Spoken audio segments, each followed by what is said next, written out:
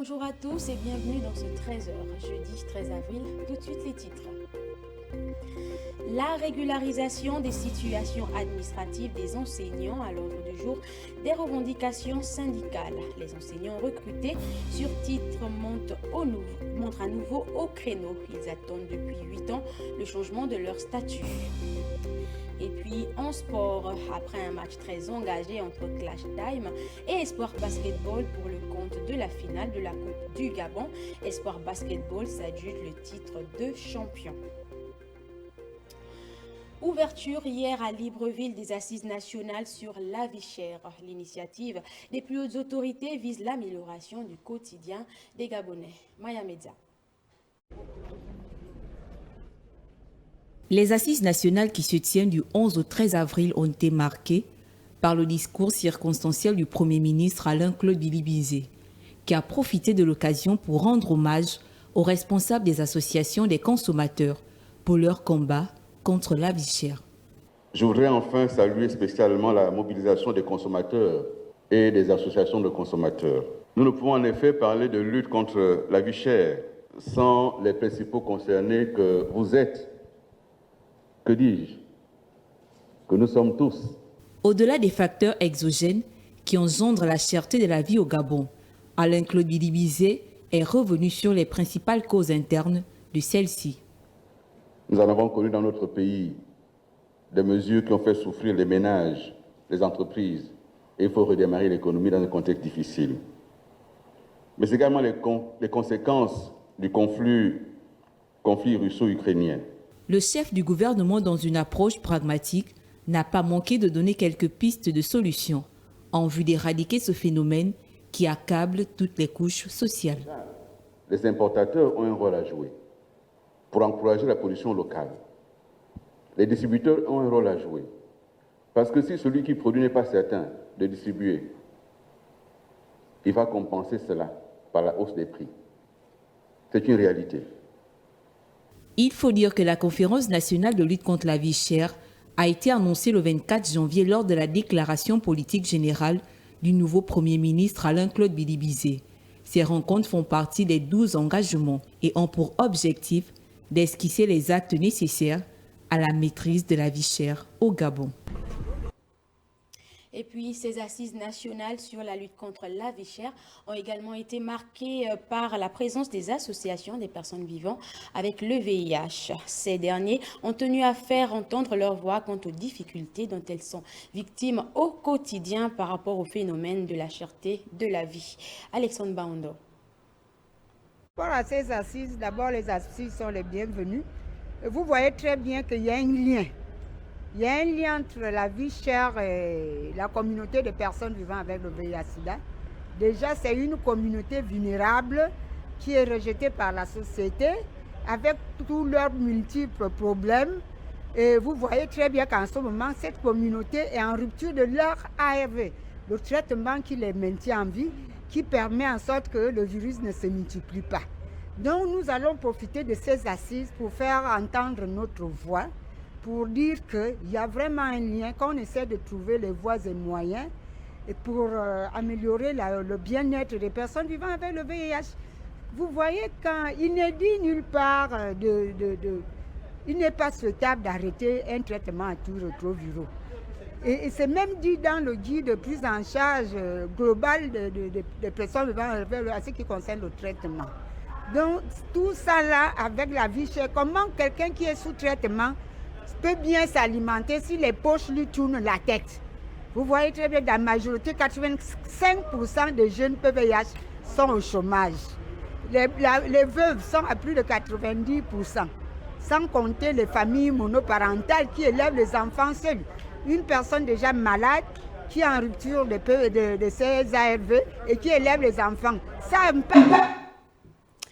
Apporter leur pierre à l'édifice de lutte contre la vie chère au Gabon, c'est ce qui a justifié la présence des associations et syndicats gabonais qui ont foi à ces assises, foi que cela pourrait impacter positivement le quotidien des populations. Reportage signé Alexandre Baondo. Abrite depuis ce mercredi les assises nationales de la vie chère. Une rencontre qui voit la présence effective des acteurs du transport qui attendent beaucoup de celle-ci. Ces assises constituent une occasion inespérée dans la mesure où le gouvernement vient de réagir là de manière prompte aux nombreuses attentes, aux nombreuses préoccupations que nous avons depuis plusieurs années sur la question de la cherté de la vie dans notre pays. Il va s'agir au cours de ces assises d'être pratique. Nous allons poser sur la table un diagnostic non complaisant, lucide, un diagnostic qui nous permet de faire un état des lieux critique, un état des lieux clair, afin de dégager des pistes de solutions concrètes à court, moyen et long terme. Nous connaissons les causes de la vie chère au Gabon. Nous avons une analyse exhaustive de la vie chère au Gabon. Nous avons des propositions pour sortir de là le plus rapidement possible. Cette rencontre d'Arambo va également permettre de compléter certains points déjà évoqués en amont par certaines institutions pour une meilleure réponse aux attentes des populations gabonaises. Nous autres, nous disons que pour l'alimentation, par exemple, on aurait dû ajouter également la nutrition. Et pour la consommation, on doit ajouter également la banque et les assurances. Parce que ce sont des éléments qui font que le panier de la ménagère, par exemple, puisse subir. Vous ne pouvez pas acheter si vous ne dépendez pas de la banque. Et la banque aussi, vous allez, par exemple, dans un distributeur automatique et puis vous n'êtes pas servi. Ça voudrait dire que vous ne pouvez pas accéder aux biens et services dont vous avez besoin dans l'immédiat. Il faut dire que ces travaux se sont d'abord tenus dans chaque capitale provinciale avant la rencontre de Libreville. Ils portent sur 4 points principaux: l'alimentation et la restauration, la santé et l'éducation, la fiscalité et la parafiscalité. Activité présidentielle, le chef de l'État a reçu hier à son cabinet une délégation conduite par le Premier ministre chef du gouvernement. Au menu, l'harmonisation du processus de développement urbain du Grand Libreville. Presse présidentielle. La séance de travail du palais présidentiel a réuni les différents acteurs et intervenants dans la stratégie d'aménagement urbain de Libreville, la capitale gabonaise. C'est une séance qui a porté essentiellement sur les voiries urbaines et sur la nécessité de mettre en place des synergies entre tous ceux qui font des travaux, notamment des amenées d'eau, d'électricité, afin que les travaux routiers qui ont été faits récemment ne soient pas endommagés par ces travaux qui sont opérés dans le cadre du pied-pal. Le président a attiré l'attention et il a souhaité que tout ceci soit géré et surtout que les routes soient refermées à l'identique et qu'il y ait moins de problèmes dans la circulation. Des engagements ont été pris dans ce sens. 349 000 riverains supplémentaires devraient bénéficier de ce programme intégré pour l'alimentation en eau potable et l'assainissement de Libreville à l'horizon 2025. L'initiative a pour objectif principal de contribuer à l'accroissement des infrastructures d'alimentation en eau potable et l'assainissement en vue de l'amélioration des conditions de vie des populations. Alors que se tiennent les assises nationales sur la vie chère, les syndicats de l'administration publique ont tenu un point de presse au siège du syndicat de l'éducation nationale. Objectif, révéler à l'opinion publique les difficultés auxquelles ils sont confrontés. Reportage. Arrivé au terme du délai des engagements non tenus par le gouvernement relatifs au cahier de charges des syndicats du secteur public, les syndicalistes dénoncent la déloyauté de l'État concernant, entre autres, l'arrimage des pensions retraites au nouveau système de rémunération malgré la tenue de plusieurs commissions en amont. Mesdames et messieurs, l'ensemble des partenaires sociaux, notamment les syndicats des actifs et les associations des retraités, ont montré toute leur bonne volonté en faisant des propositions réalistes pour la résolution définitive de cet épineux problème qui impacte la vie des retraités et dans un futur proche, celle des fonctionnaires en activité. À l'opposé, le gouvernement démontre à suffisance, sauf à approuver le contraire, sa mauvaise volonté à accompagner ce sujet d'intérêt qui concerne l'ensemble des Gabonais. Les attentes de l'USAP, ANAREC, COSINAP, le bloc syndical et la machette syndicale sont nombreuses, mais ils sont confiants face à l'aboutissement du dossier retraite. Attendu par les retraités. C'est l'arrivement des pensions de retraite, dont le montant est déjà connu. C'est la revalorisation des pensions de retraite, dont le montant est déjà connu. C'est le paiement des services rendus, le paiement des dommages intérêts, le paiement des rappels sommes. Ce qui est attendu par les agents publics encore en activité, c'est l'octroi des textes d'intégration, des titularisations, des textes de remplacement avec effet sol, la reprise des avancements automatiques, le dégel des carrières en même temps. Ce qui est attendu par les signataires des fiches publiques ou les postulants au poste budgétaire, c'est leur recrutement à la fonction publique. Le point de presse des syndicats de l'administration publique compte pour un premier moyen de pression sur une série qu'ils comptent exercer sur l'État jusqu'à la régularisation de l'ensemble des situations administratives et l'amélioration des conditions des retraités. Dans la suite de cette édition, près de 250 enseignants recrutés sur titre crient leur détresse depuis 8 ans. Ils sont sans poste budgétaire et sans affectation. Ce groupe d'enseignants vit des disparités surprenantes, ce d'autant plus certains bénéficieraient des facilités qui leur auraient permis d'obtenir des matricules postes. Le plus grand nombre attend désespérément la régularisation de leur situation administrative. Monsieur Mwango Tite Foster est un de ces enseignants et nous l'avons joint au téléphone. Monsieur Mongo, dites-nous pourquoi il n'y a pas une solution pour tous.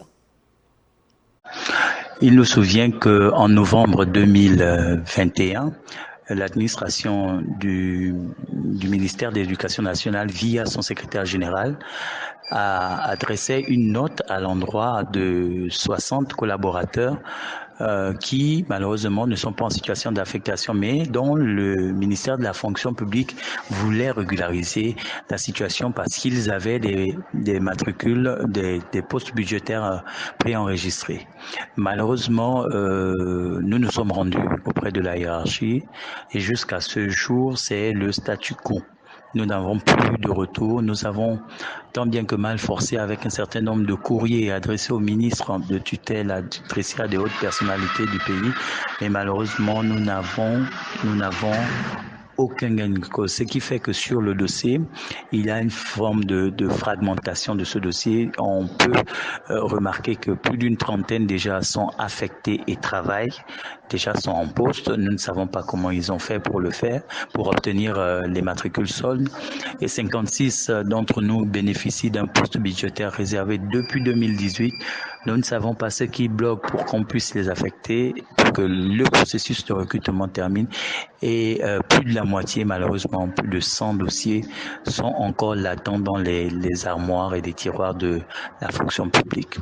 C'est la raison pour laquelle nous attirons l'attention de l'opinion nationale et internationale et surtout du président de la République pour que cette situation trouve une solution efficace cette année électorale pour que nous puissions entrer dans nos droits parce qu'effectivement il n'existe pas de Gabonais de seconde zone. Ce recrutement sur titre a montré la volonté de certains jeunes Gabonais à embrasser le métier de l'enseignement pour pouvoir construire et bâtir le pays en tant que bons citoyens. Il est quand même un peu regrettable que nous soyons mis de côté autant d'années au profit, soi-disant, d'une promotion prioritaire. Vraiment, je pèse mes mots. C'est une situation qui embarrasse et qui mérite d'avoir un regard particulier afin que des solutions efficientes puissent être trouvées. Merci, M. Mongo, pour ces différents éléments de réponse au sujet de la situation des enseignants dans notre pays. Nous poursuivons. Libreville abrite la 15e réunion de l'équipe multidisciplinaire de la FAO pour l'Afrique centrale, sous le thème « Les financements innovants et verts, opportunités, défis et perspectives pour le développement des systèmes alimentaires inclusifs, résilients et durables en Afrique centrale ». Reportage. Cette rencontre a pour but de passer en revue la politique globale de l'agriculture dans la sous-région en général et des différents pays de l'Afrique centrale sans omettre les questions de financement des systèmes alimentaires. C'est sous le thème « Les financements innovants et verts, Opportunités, défis et perspectives pour le développement des systèmes alimentaires inclusifs, résilients et durables en Afrique centrale que se déroule la 15e réunion. Nous avons choisi ce thème, c'est parce que de nombreuses opportunités existent actuellement pour réduire l'écart entre les ressources nécessaires et les ressources réellement disponibles pour le développement des systèmes alimentaires inclusifs, résilients et durables.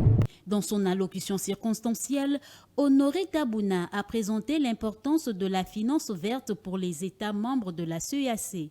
Au sujet de la finance verte aux finances climatiques, permettez-moi de vous informer que les chefs d'État de la communauté ont créé par décision numéro 27 CEAC CCEG 16 de l'année 2015 le Fonds pour l'économie verte en Afrique centrale, FEVAC. En raison de son importance, les chefs d'État ont décidé de son opérationnalisation à travers le plan d'action prioritaire 2023 de la Commission de la communauté, décliné du plan stratégique indicatif moyen terme 2021-2025 de la CEEAC, adopté le 27 novembre 2020, ici à Libreville, par les instances de la communauté.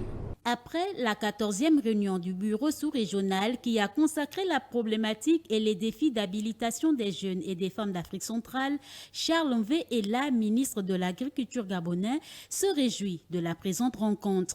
Le Gabon, à l'instar de notre pays de la sous-région, que la FAO accompagne pour relever les défis et relancer leur production agricole et leur système alimentaire, fait de la 15e réunion de l'équipe multidisciplinaire une opportunité, un cadre stratégique de l'organisation qui pourrait l'aider à obtenir une meilleure production, une meilleure nutrition, un meilleur environnement et une meilleure vie pour tous. Plusieurs thématiques seront animées par des experts tout au long de la rencontre afin de renforcer l'esprit d'équipe de la FAO, créer un cadre d'échange d'informations et partager les différentes réalisations de la FAO dans chaque pays, mettre en place des stratégies pour améliorer le travail sur le terrain. C'était un reportage signé de Chimène Nindong. Cap à l'international, cette fois-ci au Niger, où des milliers de migrants sont coincés entre deux déserts. Chaque semaine, ils sont des centaines à se trouver au premier village à la frontière du Niger après avoir été expulsés d'Algérie. Le centre des transitions géré par l'Organisation internationale des migrations est débordé par les flux et ne prend en charge qu'environ un tiers des refoulés. Sidela Niman nous en dit plus.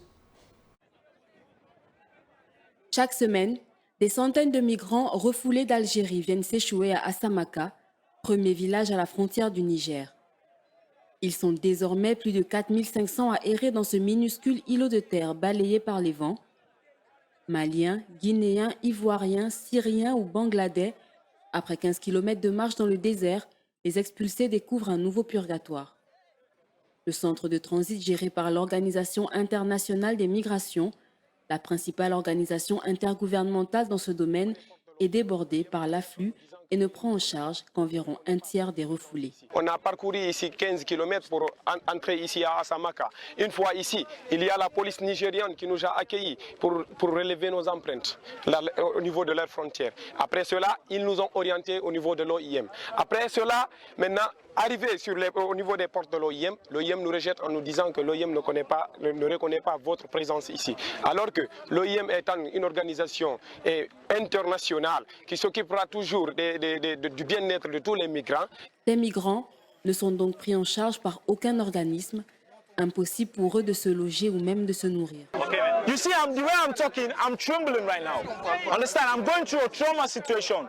I'm feeling pain inside my brain right now the way I'm talking to you. Because there's no good food. I'm not living healthy. No fish, no meat, no nothing for the people. Understand? People are going through a lot here. The situation here is very hard. It's very tedious.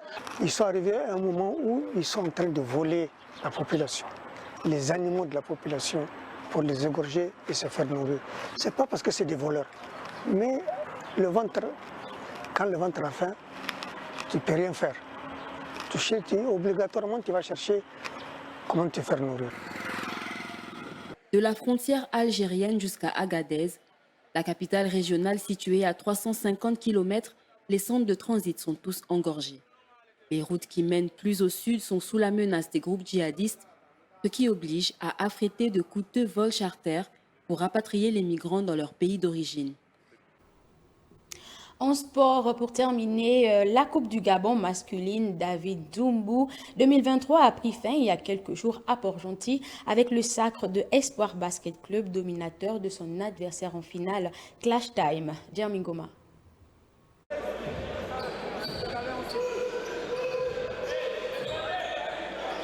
Espoir Basketball s'est adjugé il y a quelques jours dans un gymnase de la capitale économique Port-Gentil la Coupe du Gabon homme dénommée David Doumbou, avec une victoire 69 contre 53 face à l'équipe de Clash Time habillée en rouge.